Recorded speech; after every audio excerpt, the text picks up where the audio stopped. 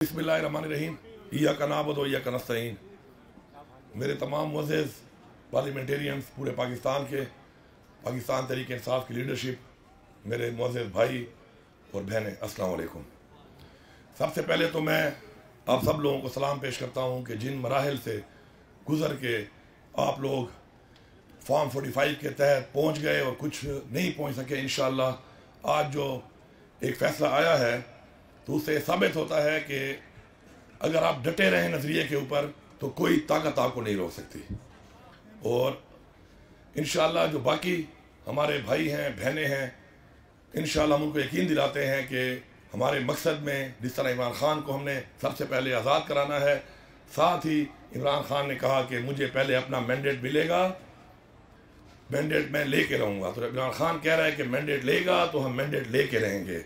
और ये मैंडेट हम अभी तो मांग रहे हैं, हमें उम्मीद है अदालतों से, निज़ाम से कि अपनी इस्लाह करेगा और दे देगा, वरना फिर छीन के लेना हम जानते हैं। इंशाल्लाह फिर हम छीन के भी ले लेंगे।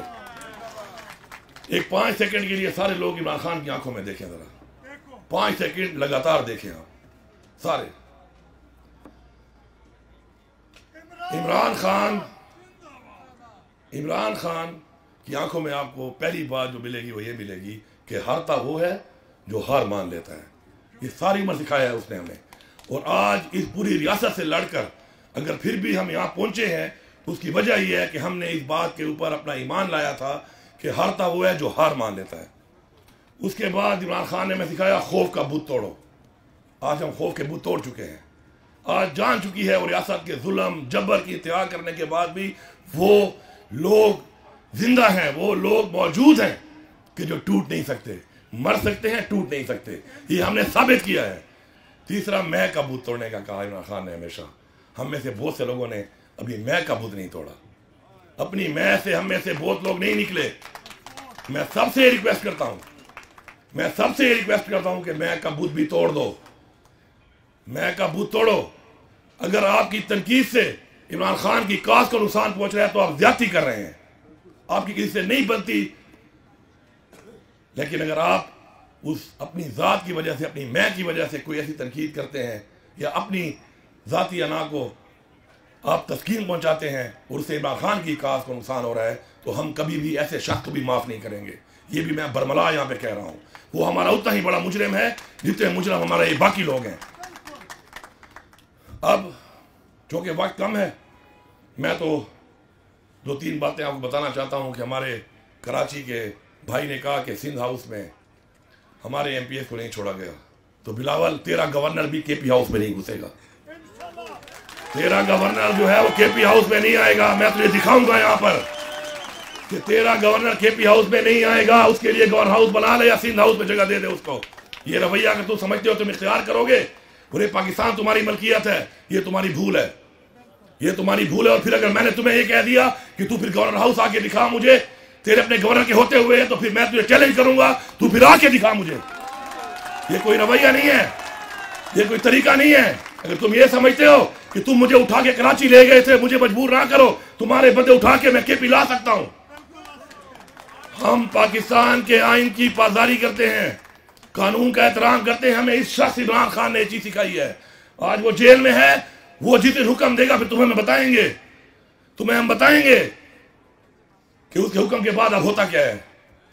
उसके हुक्म का इंतजार सिर्फ और सिर्फ हमारे और तुम्हारे दरमियान रुकावट है। ये मैंडेट चोरी करके जो तुम आए हो और जो तुम्हें लाए हैं, उनको एक पैगाम है, बड़ा खुला पैगाम है कि तुम्हारी तो जितनी ताकत थी हम देख चुके हैं। अब तो तुम हमारे सामने एक्सपोज हो चुके हो। इसके बाद तुम एक काम कर सकते हो और वो है कि तुम मार सकते हो जान से। और ये हमारा ईमान है कि मौत अल्लाह के हाथ में है। जितना दुखाना था, जितना तड़पाना था, जितनी बेइज्जती करनी थी, घरों में घुसना था, बेपर्दगी करनी थी, जबर करना था, टॉर्चर करना था, वो तुम कर चुके हो। अब इसके बाद तुम्हारे पास सिर्फ और सिर्फ एक चीज है और वो उसे तुम हमें डरा नहीं सकते, क्योंकि वो मौत है। और मौत सिर्फ अल्लाह के हाथ में है। और अल्लाह के हाथ में अगर मौत है तो अगर हमारा वक्त मुकर्रर है, हमारा ईमान है, फिर तुम्हारा वक्त भी मुकर्रर है। जरा उसको भी सोचो, फिर वो वक्त तुम्हारे पे भी आ सकता है, क्योंकि वक्त तो मुकर्रर है। तो मैं ये मैसेज देता हूं, जिस तरह उमर अयूब साहब ने बात की कि 9 मई के ऊपर आप झंडा लहराएं तहरीके इंसाफ का, तहरीके इंसाफ के झंडे के साथ, तहरीके इंसाफ के झंडे के साथ पाकिस्तान का झंडा एक ही झंडे पे लगा लो। ये पैगाम मैं पूरे पाकिस्तान को दे रहा हूं, बाहैसियत वज़ीर आला सूबा खैबर पख्तूनख्वा दे रहा हूं कि एक ही डंडे पे 2 झंडे लगाओ, एक पाकिस्तान का, एक तहरीके इंसाफ का। और तुमसे कोई वो डंडा और झंडा छीनता है, मुझे वीडियो भेजो, जो वैसे चोर जो सिपाही होगा उस पे खैबर पख्तूनख्वा में गद्दारी का पर्चा होगा पाकिस्तान के आइन के मुताबिक। और फिर वो आएगा जब यहाँ पर, फिर वो जो हमारी रिवायत है ना इज्जत देने वाली, फिर वो रिवायत नहीं होगी, वो इज्जत देने वाली रिवायत नहीं होगी। वो रिवायत फिर होगी वो रिवायत जिस तरह हमारे आबा अजदाद ने पहले इस्लाम की जगह लड़ी, फिर तहरीके पाकिस्तान की जगह लड़ी। तो आज फिर हमें मजबूर ना करो कि आज हकीकी आज़ादी के लिए हम उस जंग पे मजबूर हो जाएं। हमारी रगों में वही खून है। अगर हमें रोक रहा है तो पाकिस्तान का कानून और इस शख्स का सबर रोक रहा है, इस शख्स का सबर। इस्लाह कर लो अपनी। और तुम अगर ये समझते हो कि हमें धमकियां दे रहे हैं, हम धमकियां नहीं दे रहे। तुम्हें पता है तुम्हारा कितना ज़र्फ है और हमारा कितना ज़र्फ है, और हमें पता है कि तुम क्या और हम क्या हैं। एक से अच्छी तरह हम पहचान चुके हैं किसके क्या इंटरेस्ट है, कौन पाकिस्तान से वफादार है और कौन पाकिस्तान का गद्दार है। ये सर्टिफिकेट तुम हमें ना दो, हमारे ऊपर तो तुम गद्दारी के लगा चुके हो। शर्म का मकाम है कि हमारे ऊपर गद्दारी के हमारे ऊपर सर्टिफिकेट देने वाले कौन थे? शायद जिनके बाप दादे ने कभी पाकिस्तान के लिए जंग ना लड़ी हो। मुझे बीच में एक जगह पर मौका मिला, मैंने बात की, मैंने कहा मेरे आबा अजदाद ने तहरीके पाकिस्तान की जंग लड़ी, पाकिस्तान की 2 जंगें हुई, दोनों मेरे बाप ने लड़ी, फिर कारगिल की जंग हुई वो मेरे भाई ने लड़ी। आपने मेरा फोटो लगाया दीवार के ऊपर के गद्दार वतन। तुम मुझे बताओगे तुम्हारे बाप ने कौन सी जंग लड़ी है और तुमने कौन सी जंग लड़ी है? तुम कौन सी जंग लड़े हो? ज्यादातर तो वो लोग बैठे हो कि जंग लड़ी ही नहीं है। लड़ी है तो हमारे साथ लड़ी है, मजलूमों के साथ लड़ी है, निहत्तों के साथ लड़ी है।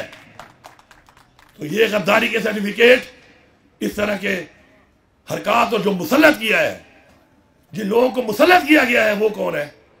वो थारो ब्रेड घोड़े नहीं है, न थारो ब्रेड घोड़ी है, वो लूले लंगड़े हैं। ये थारो ब्रेड बैठे हैं इधर। थारो ब्रेड घोड़ों की हिस्ट्री पढ़ो, थारो ब्रेड है ये थारो ब्रेड घोड़ियां हैं, ये थारो ब्रेड घोड़े हैं। जब ये दौड़ते हैं गैलप पे तो फिर अगर सवार अपने हाथ यूं खोल भी दे तो इनकी रफ्तार कम नहीं होती है। समझ जाते हैं कि सवार सकून में है, अब दौड़ते जाओ, जो नीचे आता है उसको रोबोटते जाओ। तो हमें मजबूर ना करो इस बीच पे। आखिर में मैं आपसे ये कहूंगा कि मेरे में कमी होगी, आपने मेरा बाजू बनना है, आप में कमी होगी, मैंने आपका बाजू बनना है। खुदा के लिए उससे के बाजू बनो। आज का ये माहौल यूनिटी के लिए है, इत्तेफाक के लिए है, इत्तेहाद के लिए है। मेरी में कमजोरी है तो मैं एक्सपेक्ट करूं कि मेरे वो भाई कमी पूरी करेंगे।